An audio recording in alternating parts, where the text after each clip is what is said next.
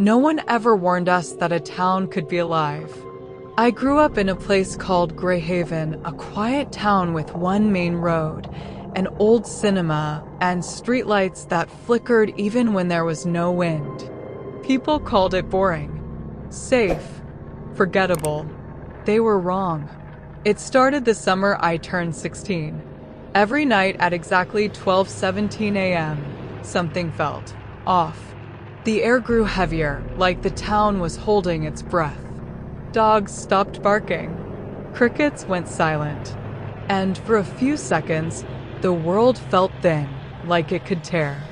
At first, it was small things. The grocery store sign sometimes read a different name. The cinema posters showed movies that never existed.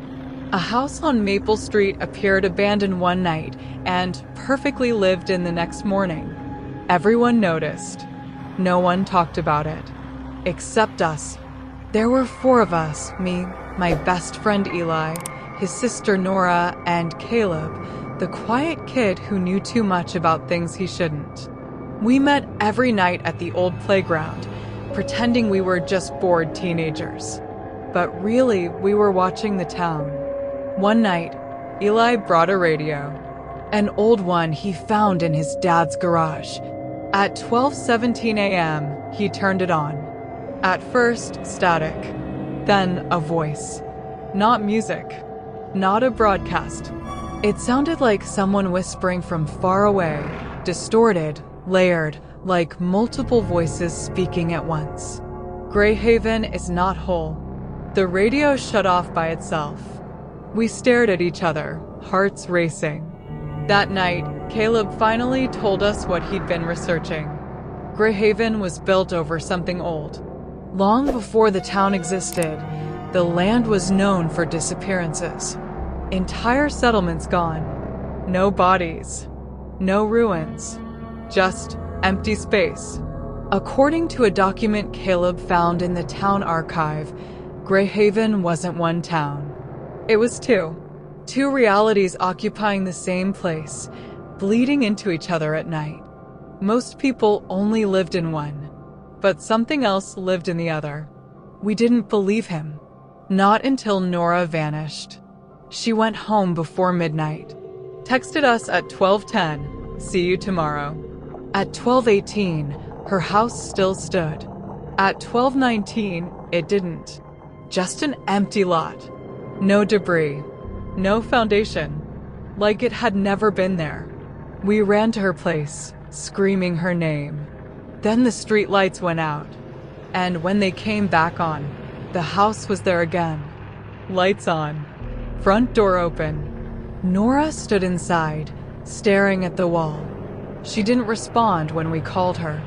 Her eyes were open, but empty, like she was listening to something we couldn't hear. When we touched her, she whispered one sentence. "It knows you saw it." That's when we realized the truth. Greyhaven didn't just exist in 2 realities. Something was moving between them. The next night, we crossed over. At exactly 12:17 a.m., we stood in the town square. Caleb said the shift would happen naturally if we stayed still. The air dropped cold. The sky darkened, not night dark, but wrong dark. The buildings twisted slightly, like reflections in warped glass. And then, we were there. Same town. Different reality. Greyhaven looked decayed. Buildings were cracked. Windows boarded up from the inside. The streets were empty, but not abandoned. We felt watched. Every step echoed too loudly. Our breath fogged the air. Then we saw the people. They stood in doorways and windows, unmoving. Pale. Thin. Their eyes were pitch black. One of them smiled. Caleb whispered, "Don't let them know you're alive." Too late. Something screamed. Not from one place, from everywhere. The ground trembled as a shape emerged from the darkness at the end of the street. It wasn't a monster in the way movies show. It was the town itself, streets bending, buildings stretching, shadows forming a massive, shifting figure. A voice filled our heads. You live where you do not belong. We ran. Eli tripped. When I turned back, something was pulling him into the pavement like liquid stone. I grabbed his arm. He looked at me, terrified, then calm. "It's okay," he said. "This is where I exist." And he was gone. We crossed back just before sunrise. The town was normal again. Eli's house was still there, but he wasn't. No missing posters. No police. No memories. When I asked his parents, they looked confused. "Who's Eli?" they asked. Only Caleb, Nora, and I remembered. And Nora wasn't right. She started drawing maps. Endless maps of Greyhaven, roads that didn't exist, buildings that shifted location, doors marked in red. She said the other reality was growing stronger because it was feeding, not on bodies, on existence. Every time someone crossed over, the town decided where they belonged. One reality needed space, the other needed people. Last night, the radio turned on by itself again. Same voice. Balance must be restored.